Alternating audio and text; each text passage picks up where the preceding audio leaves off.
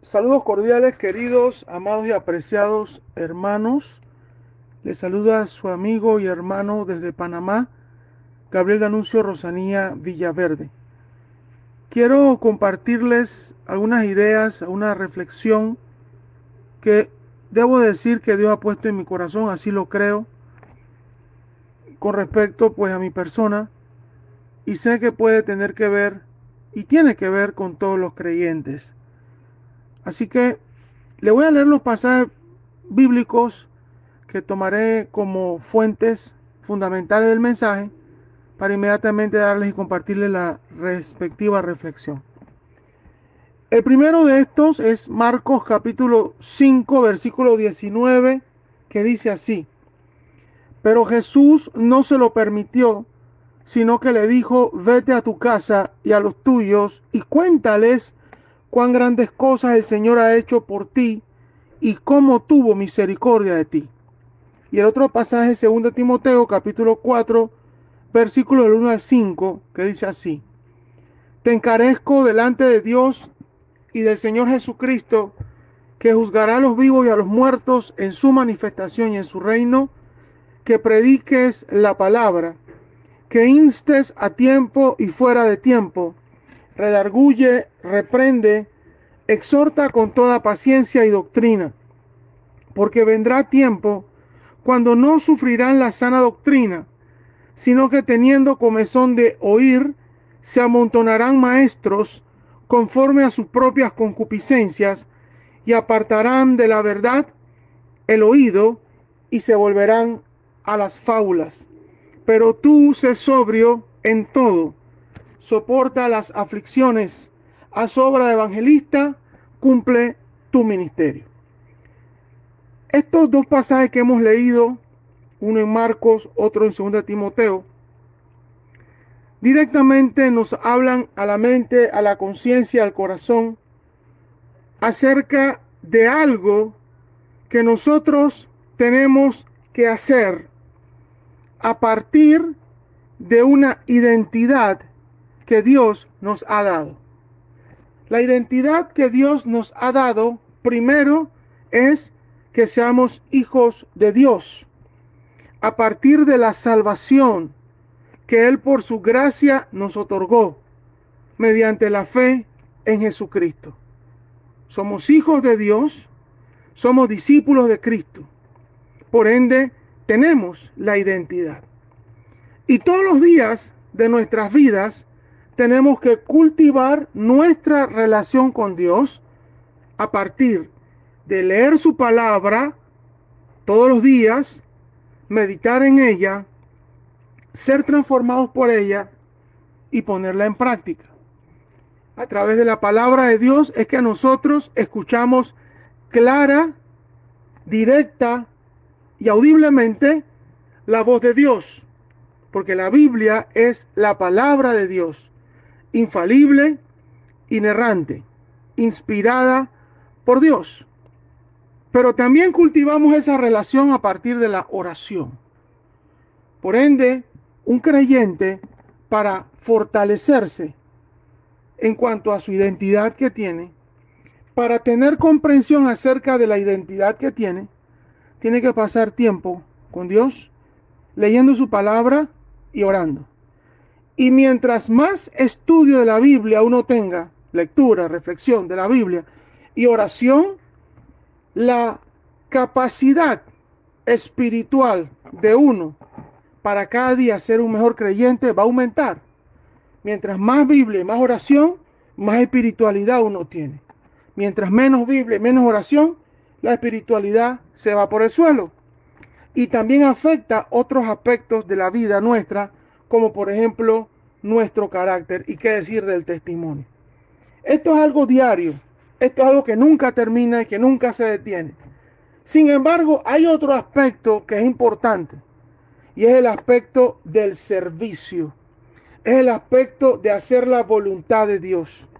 Como cristianos que somos, no nos podemos quedar solamente en el plano, aunque sea el más importante, de lo que es el estudio de la Biblia y la oración, que es lo más importante y hay que hacerlo siempre. Es que hay una segunda parte que consiste en el servicio. cumplir la voluntad de Dios. Yo no soy un verdadero cristiano o yo no soy un buen cristiano si solamente estoy lleno de conocimientos o si solamente soy alguien que me dedico a orar. Pero ¿dónde está la otra parte que es la consecuencia o es la evidencia de esa relación que tengo con Dios? Que es hablarle a los demás acerca de Él. Todos nosotros tenemos conocimiento de la Biblia. Y en la medida que seria y responsablemente la estudiamos más conocimiento vamos a tener. La Biblia es el poder de Dios. El Evangelio es el poder de Dios para salvación. Y todo el conocimiento que nosotros tenemos acerca de la Biblia, tenemos que compartirlo a otras personas. Las personas no van a cambiar por las críticas, ni por los regaños, ni por los insultos, ni por las burlas. Las personas van a cambiar cuando reciban el conocimiento de la palabra de Dios a partir de una iglesia que con compromiso, determinación y mucho amor se dedica a predicar la palabra, a enseñarla, a evangelizar, a darle amor y misericordia al mundo que lo necesita. En la primera lectura que vimos está la historia del hombre de Gadara, un hombre que estaba endemoniado. Usted puede leer todo el capítulo 5 de Marcos y puede encontrar toda mayor información sobre el gadareno. Un hombre endemoniado, un hombre en una condición humana lamentable, terrible y paupérrima. No solo económicamente, sino mentalmente, emocionalmente y en todos los aspectos.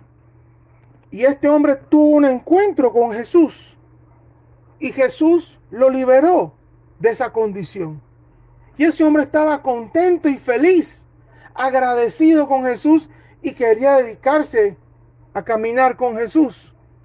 Sin embargo, en ese momento en que Jesús le causó el milagro, Jesús le dijo lo que acabamos de leer: vete a tu casa, a los tuyos, y cuéntales cuán grandes cosas el Señor ha hecho por ti y cómo tuvo misericordia de ti. Este hombre recibió primero una identidad. El Señor lo liberó, el Señor lo salvó. En consecuencia, quedó convertido en un hijo de Dios. Y seguro con el tiempo posteriormente se involucraría en las diferentes comunidades cristianas y crecería espiritualmente. Eso no puede estar en duda. Pero inmediatamente comenzó a predicar, a hablarle del amor de Dios a otras personas. Fíjense algo interesante con respecto al significado de la palabra iglesia.